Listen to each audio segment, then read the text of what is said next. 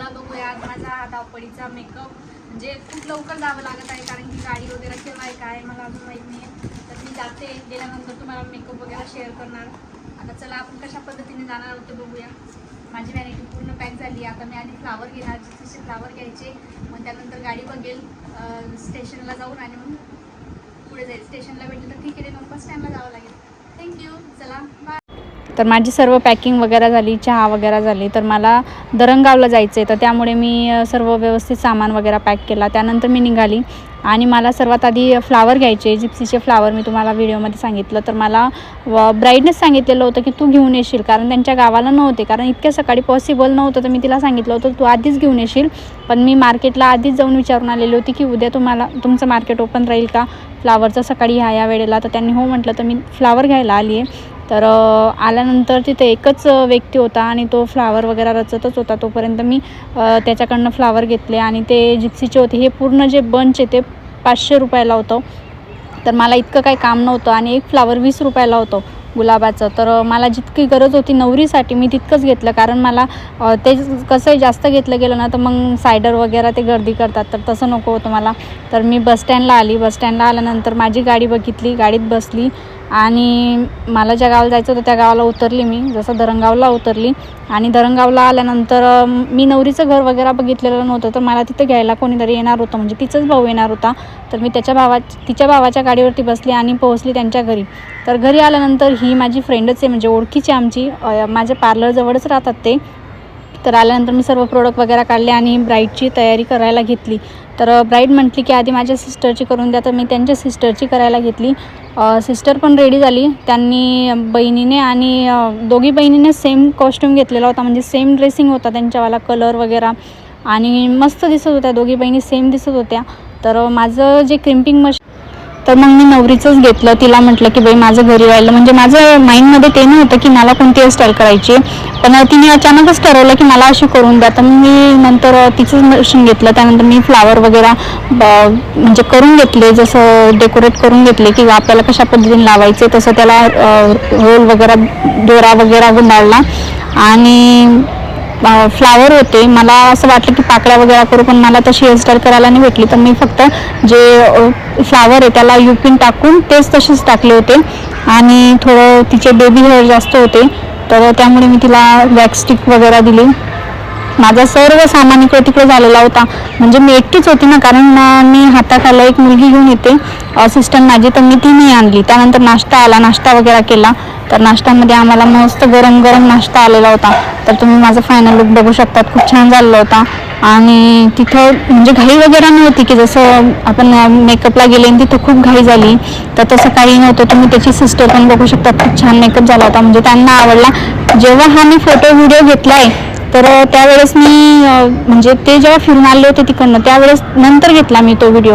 आणि ही ब्राईड होती माझी. ब्राईडला पण आधी ब्राईड बग्गीवरून फिरून आली, त्यानंतर मी ब्राईडला थोडा टचअप दिला होता, मग त्यानंतर हा व्हिडिओ घेतला आहे. तर ती पण खूप हॅप्पी झाली. त्यानंतर जे नवरीचा मेकअप वगैरे बघून तिच्या ज्या बहिणी होत्या त्यांना असं वाटलं की आपणही करावा, तर त्यांनी कर्ल वगैरे करून घेतले होते. त्यानंतर तुम्ही माझं सामान बघू शकतात.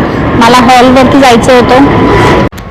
सर्वात आधी मी माझं सामान पॅक केला, कारण सर्व जे माझ्या स्पंज वगैरे सर्व इकडं तिकडं झालेलं होतं. तर मी व्यवस्थित वेगवेगळ्या बॉक्समध्ये ठेवलं, जसं मी घरून आणलेलं होतं, कारण मला परत टचअप द्यायचा होता नवरीला. कारण ते जे कुंकू वगैरे लावतात ना मराठी याच्यामध्ये, तर मग थोडं प्रॉब्लेम होऊन जाते, कारण वेस्टर्न लुक जरी केला तरी बायका कुंकू खूप लावून देतात.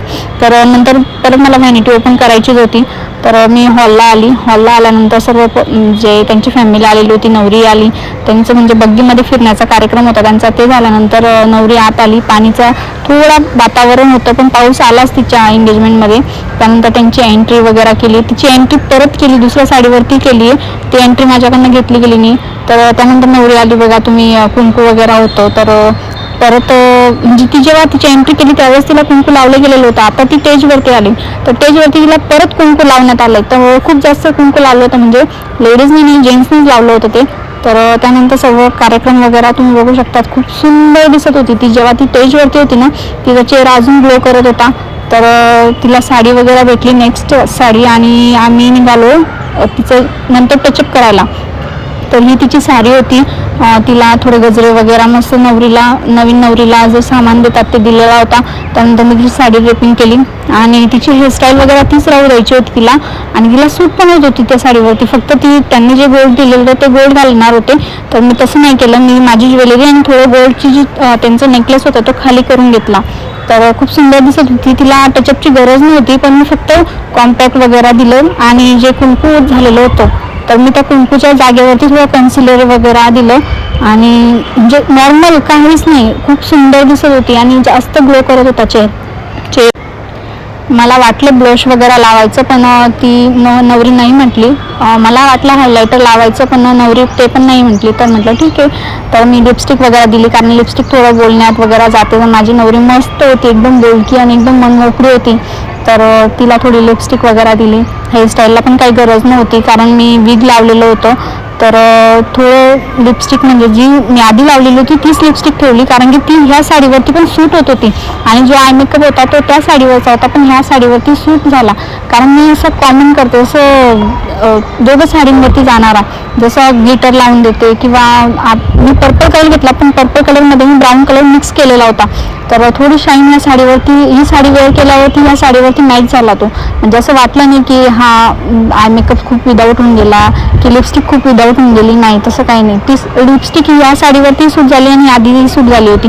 तुम्ही बघू शकता आय मेकअप मी थोडं ब्लॅक कलरमध्ये लायनर दिलं होतं. लायनर म्हणजे आपलं ते असतं लिक्विडवालं, ते नाही दिलं होतं. मी आय मेकअपचंच लायनर केलं होतं आणि त्याला ब्लेंड केलं होतं. मर्ज केल्यानंतर खूप सुंदर इफेक्ट होतो त्याचा, म्हणजे खूप सुंदर दिसतं ते. तर तसं केल्यानंतर तुम्ही बघू शकता परत माझी नवरी स्टेजवरती आली आणि किती ग्लो करत होती. म्हणजे 3D मेकअप होता, खूप सुंदर दिसत होता. मला तर आवडला. तुम्हाला आवडतो की ते बघा आणि लाईक करा, शेअर करा, कमेंट करा.